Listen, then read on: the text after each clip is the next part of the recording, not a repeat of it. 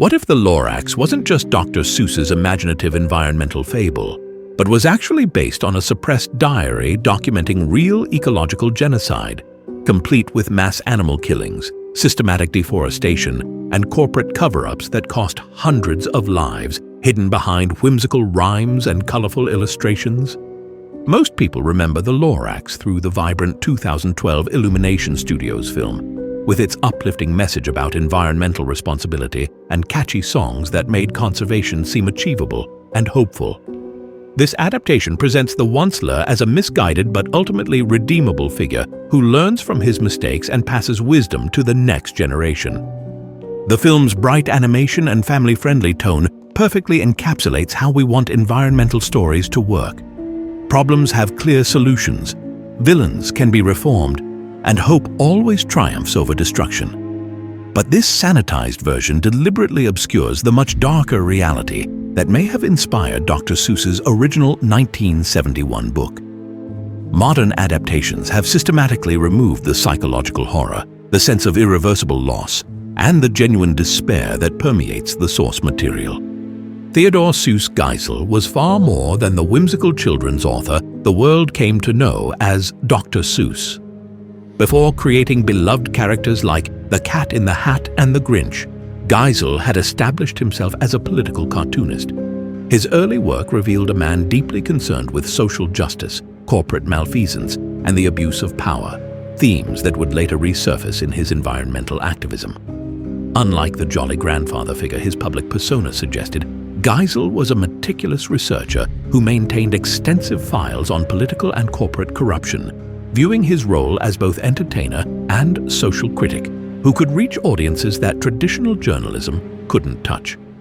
Theodore Seuss Geisel adopted his famous pseudonym not just for whimsy, but for protection. Research into his personal papers at UC San Diego reveals that Geisel was deeply paranoid about corporate retaliation following the publication of the Lorax in 1971. He received numerous legal threats from logging companies, chemical manufacturers, and industrial conglomerates who recognized their practices in his supposedly fictional story. Geisel's background wasn't in children's literature, it was in political propaganda and documentary illustration. During World War II, he created training films for the US Army and worked extensively with government agencies to document and expose enemy activities. This experience taught him how to hide disturbing truths within seemingly innocent narratives. The timing of the Lorax's creation coincides with Geisel's mysterious travels to East Africa between 1968 and 1970. Official records show he was researching wildlife conservation, but recently declassified State Department documents suggest he may have been investigating American corporate activities in Kenya and Tanzania.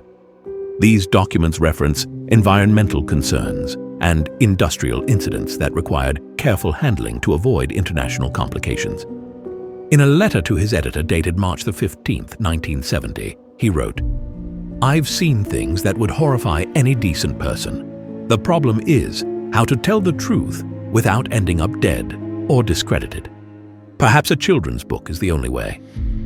Environmental researchers have identified striking similarities between Geisel's fictional truffula trees and a real species that once flourished in East Africa, Adansonia kilima, commonly known as the Kilimanjaro baobab. These massive trees, which could live for over 1,000 years, were systematically harvested by international logging corporations in the late 1960s for their valuable timber and medicinal properties.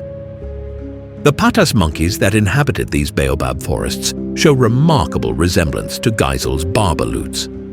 Both species lived in small family groups, both had distinctive facial features and reddish-brown fur, and both became displaced when their tree habitats were destroyed.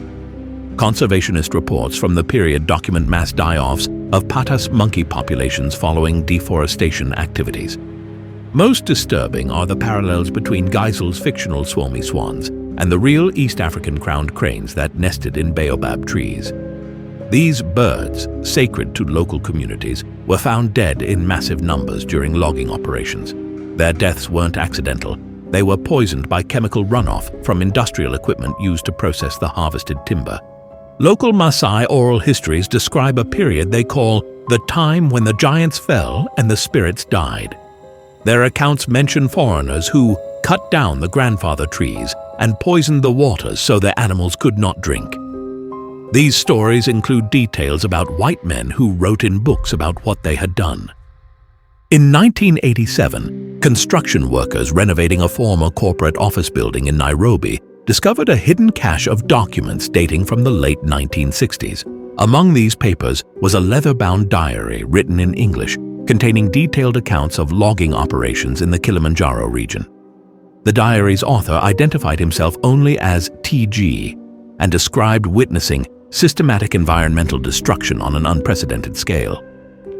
The diary entries, photographed by investigative journalist Marcus Webb before the documents mysteriously disappeared, contain chilling parallels to Geisel's Lorax narrative. The author describes trees that seemed to speak as they fell and animals that gathered to watch their world end. Research into American corporate activities in East Africa during the late 1960s reveals a disturbing pattern of environmental destruction followed by systematic cover-ups. Companies like Weyerhaeuser, International Paper, and Georgia Pacific established temporary operations in Kenya and Tanzania, harvesting timber before environmental regulations could be established. These operations were deliberately short-term to avoid accountability. Companies would establish logging sites, extract maximum resources within 12 to 18 months, then abandon the locations before local authorities could properly assess the environmental damage. A 1969 memo from the State Department warns that environmental damage in the Kilimanjaro region is becoming impossible to conceal and recommends immediate extraction of American personnel to avoid international incident. In 1995, the National Oak Flooring Manufacturers Association published a children's book called The Truax, specifically designed to counter the Lorax's environmental message. This corporate-sponsored story presents logging as beneficial and environmentally responsible, with a character called the Truax defending forestry practices against environmental extremists. The existence of the Truax reveals how seriously corporations took Geisel's original story. They recognized that the Lorax contained dangerous truths that needed to be actively countered through propaganda disguised as children's literature. Industry documents obtained through legal discovery reveal that the Truax was part of a larger campaign called Operation Green Truth, designed to discredit environmental literature and promote corporate-friendly narratives. The campaign specifically targeted Dr. Seuss's work as containing dangerous anti-industrial propaganda, disguised as children's entertainment. Local communities in the affected regions developed their own ways of remembering what happened during the time when the giants fell. Maasai elders still tell stories about a spirit that tried to warn both humans and animals about the coming destruction, appearing at logging sites to plead with the workers to stop their activities. If the diary documenting East African ecological destruction is authentic, what happened to the original documents? Investigative journalist Marcus Webb claimed to have photographed the entire diary before it disappeared. But Webb himself vanished in 1989 while investigating corporate environmental crimes in South America. Could Theodore Geisel have been the mysterious TG who authored the diary?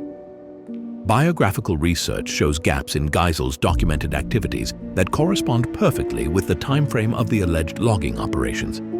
His sudden shift from light-hearted children's stories to environmental advocacy following his return from Africa suggests he experienced something that fundamentally changed his worldview. Perhaps most disturbing, if corporations were willing to create counter-propaganda like the Truax to discredit Geisel's environmental message, what other evidence of environmental crimes have they successfully suppressed?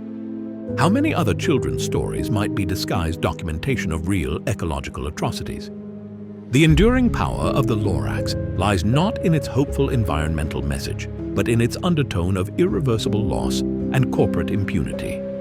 Geisel's original story doesn't offer easy solutions or redemptive endings. It presents environmental destruction as a tragedy that leaves permanent scars on both the landscape and the human conscience. Children who read the Lorax today are unknowingly encountering what may be one of the few surviving testimonies to a suppressed environmental genocide. The bright illustrations and rhyming text serve as camouflage for documentation of real atrocities, preserved for future generations who might finally have the power to seek justice for crimes that were never officially acknowledged. The question isn't whether we should trust corporate assurances about environmental safety. It's whether we're willing to listen to the warnings that have been hidden in plain sight for over 50 years.